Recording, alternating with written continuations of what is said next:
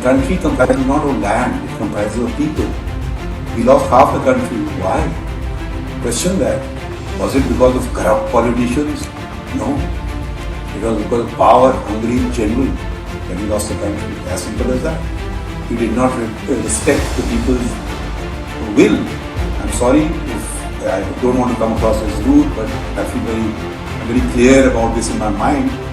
I mean, Article 5 says every Pakistani, wherever he may be, if you're a Pakistan, then the Constitution of Pakistan is bound by it. On us, people like President, Prime Minister, MPs, MNAs, army officers, judges included, we have taken on the added responsibility to uphold and defend the Constitution, which you have not.